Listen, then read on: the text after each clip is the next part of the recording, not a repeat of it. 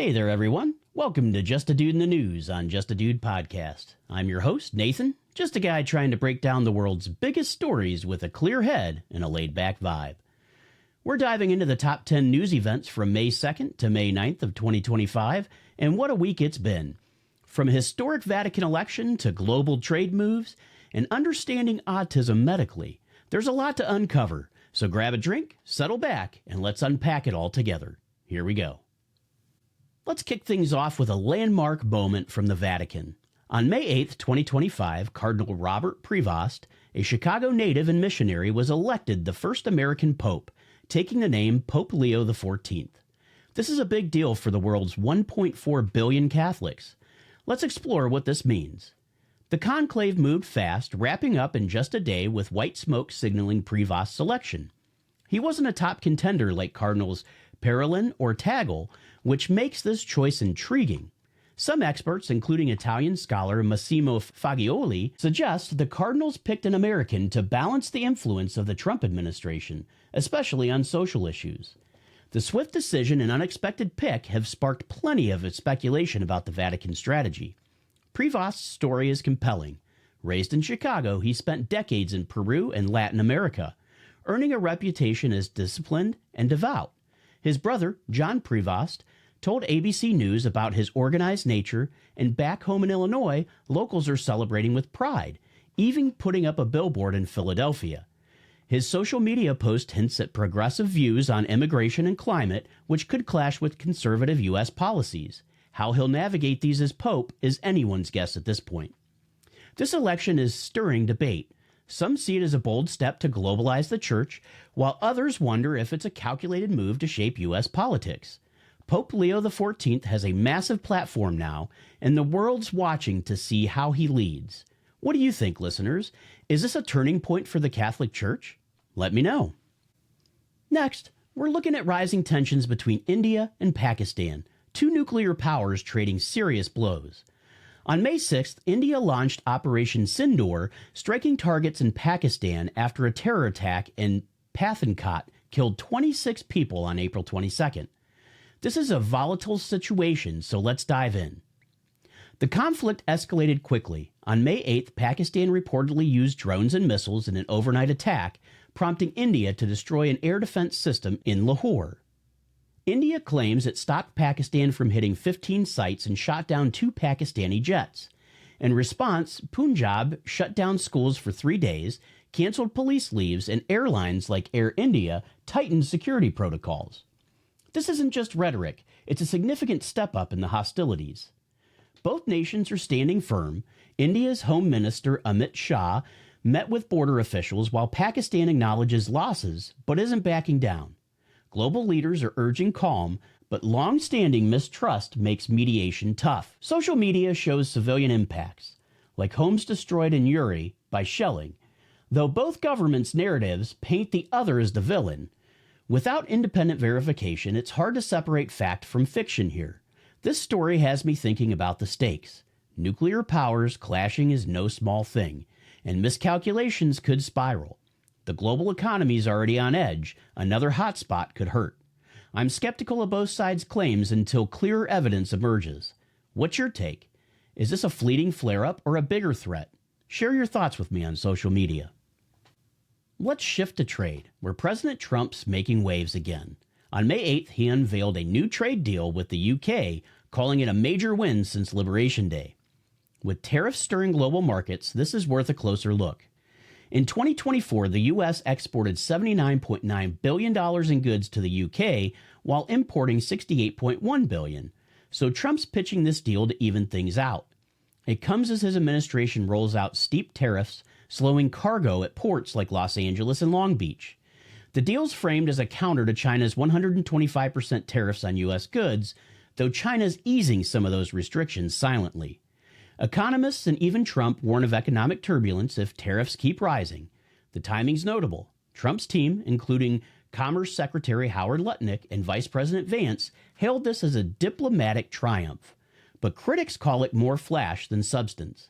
UK Ambassador Peter Mandelson was upbeat, yet specifics of the deal remain vague. Is this a real breakthrough or a distraction from tariff backlash? Port traffic's already down, and businesses are uneasy despite stable economic data for now. I'm excited about the potential for stronger US and UK ties, and this deal could be a great step forward if it comes with solid details to support the big promises. Trade wars can be tough on consumers, so I'm hopeful this agreement will bring some real benefits and prove to be a meaningful solution. What do you think? Will it stabilize markets or add to the chaos? Hit me up on X to let me know your thoughts. Continuing with Trump, he's stirring the pot with a bold budget plan. On May 2nd, he asked Congress to cut $163 billion from federal spending. That's a massive figure, so let's unpack it. White House Budget Director Russell Vought called current spending wasteful, targeting NGOs, higher education, and programs he says push radical gender and climate agendas. House Speaker Mike Johnson's on board, but a divided Congress means this will be a battle. Critics argue it slashes vital services, but without a detailed breakdown, it's tough to know exactly what's on the chopping block. This fits Trump's push to streamline the government, but it's raising concerns. Social programs, education, and climate initiatives could face cuts, which opponents see as an attack on progressive priorities.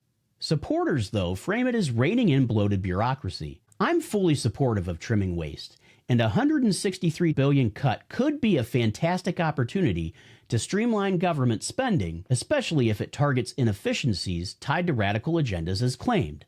This has the potential to refocus government priorities in a meaningful way, paving the path for smarter resource use. I'd love to hear your thoughts on this, listeners. Is this a brilliant fiscal strategy, or are there better ways to approach it? Let's head over to Moscow. Russia's Victory Day parade on May 9th celebrated 80 years since defeating Nazi Germany, but the guest list stole the spotlight. With Trump hinting at warmer US and Russia ties, American media like CBS News got rare access. So let's dive in. The parade is a major event showcasing tanks, missiles, and Russian pride. This year, Putin hosted Slovakia's Robert Fico and Serbia's Alexander Vučić, both EU skeptics, which ruffled feathers in Brussels for sure. A counter-parade in Ukraine drew EU ministers, underscoring Europe's divides. Putin's framing it as a show of strength despite the Ukraine war, and U.S. media presence suggest a shift in Trump's approach. The context here is key. Russia's still isolated by much of the West, but Trump's openness, perhaps a nod to practicality, has outlets like CBS reporting from Red Square. Critics fear this could embolden Putin, while supporters see it as a way to de-escalate tensions in that region. The time difference between Berlin's VE Day on May 8th and Moscow's on May 9th highlights how history still shapes geopolitics. I'm all for dialogue over conflict, but cozying up to Putin is tricky with Ukraine in the balance. Is Trump playing a long game or just making nice for the cameras? What do you think, folks? Next, let's talk about shopping, or rather, the lack of it. On May 2nd, Chinese e-commerce giant Temu stopped shipments to U.S. customers, citing uncertainty over Trump's tariff policies. This is hitting bargain hunters hard, so let's break it down. Temu's known for ultra-cheap goods, but with tariffs looming, they're pausing operations. NBC News tied this to a strong U.S. jobs report, which feels ironic when trade barriers are disrupting supply chains. Ports like Los Angeles are seeing less traffic, and Temu's move could drive up prices for everyday items. Shoppers are feeling the pinch in this escalating trade war. This is part of a broader U.S. and China standoff. China's hitting some U.S. goods with 125% tariffs while exempting others, playing a strategic game. Temu's halt might be a move to dodge new duties. On X, customers are venting, though some see this as a chance to support local businesses. It's a messy situation either way. I'm all in on the push for fair trade, and these tariffs could be a great way to level the playing field, encouraging us to support American businesses. Rising prices might be a small price to pay for strengthening our economy in the long run. Plus, most of the stuff sold on Temu is a joke anyway. We aren't missing much. What do you think, listeners? Are you ready to buy American and boost local industries, or do you prefer the convenience of cheap imports? Share your thoughts with me. Here's an odd one from May 2nd. A military helicopter got too close to Reagan National Airport, forcing planes to abort landings. It's a rare mix-up in D.C.'s tightly controlled airspace, so let's unpack this. NBC News called this a serious disruption near the Capitol. The chopper, part of a military operation, strayed into civilian flight paths, throwing air traffic control into a frenzy. No crashes occurred, but the incident's under FAA investigation. Details are scarce at this time, with national security cited as the reason, which isn't surprising but leaves us with a lot of questions. This could be a simple mistake, but it's a big deal in a post-9/11 world where airspace security is paramount. Some on social media speculate about lax oversight, though there's no proof of that. Others note DC skies are a logistical nightmare juggling Pentagon, Secret Service, and civilian traffic. It's a wake-up call either way. I can only imagine the chaos in those cockpits. Errors happen, but this close to the White House feels like a red flag. Is this a one-time slip or a sign of bigger issues? What's your take? South America is in the spotlight this week in news as well. On May 7th, Colombia's top court ordered the arrest of former legislature presidents, rocking the political landscape. Reuters covered this, and it's a big shakeup, so let's dive in. The court's going after major figures, likely on corruption charges, though details are thin. This is part of a push to clean up Bogota's scandal-prone politics. The judiciary showing muscle, but it's also fueling tensions in a country grappling with economic struggles and a shaky peace deal. These arrests could change the game. The timing's critical. Colombia's government faces criticism for slow reforms, and this move could either restore faith or look like selective justice. On social media, some Colombians are cheering accountability, while others suspect political motives. Without public evidence, it's hard to tell if this is progress or posturing. I admire the boldness of targeting big names, but murky arrests raise red flags. Is Colombia cleaning house or settling scores? What do you think? Share your thoughts.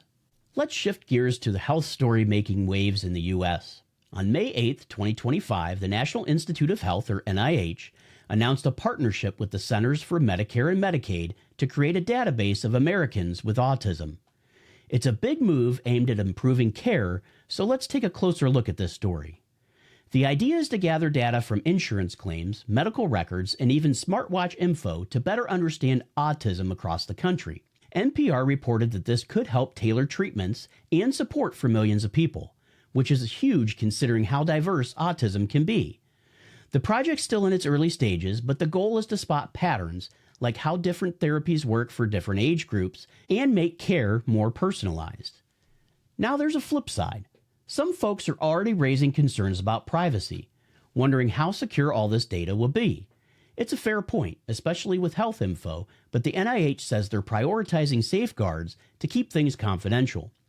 I can see both sides. Better care is awesome, but no one wants their personal details floating around unsecured. This feels like a step forward if they get it right. Autism affects so many families, and anything that helps doctors understand it better could make a real difference. What do you think, listeners? Are you hopeful about this database, or does a privacy angle worry you? In our final story, Apple's in the hot seat. On May 9th, the New York Times revealed documents showing Apple commissioned a misleading report and misled courts to defend its App Store policies. This could shake up tech, so let's unpack it. The case centers on Apple's 30% cut of app purchases, which developers like Epic Games call monopolistic. New evidence suggests Apple manipulated data to justify its rules, and it's now appealing a ruling mandating App Store changes. This isn't just about apps, it's about who controls digital markets. A loss for Apple could mean cheaper apps and more competition. Apple's standing firm, though, with Senior VP Eddie Q even suggesting iPhones might not dominate forever. But consumers are stuck in the middle, wondering if prices will drop or legal costs will hit them. On X, developers are celebrating, but some worry about app ecosystem disruptions. It's really a high-stake fight. I love tech, but Apple's tight grip feels restrictive. This could spark innovation, but only if regulators get it right. What's your side? Team Apple or Team Open Market? Well, that's it for this week, folks. We've covered the top 10 stories from May 2nd to May 9th, 2025. From a new pope to trade deals, conflicts, and medical challenges. Thanks for joining me today on Just a Dude in the News. I hope I've shed some light on the world's chaos. If you've got thoughts or just want to chat, find me on all social media platforms or drop me an email. Subscribe, share, and keep questioning what you hear. This is Just a Dude Podcast, signing off. Catch you next time.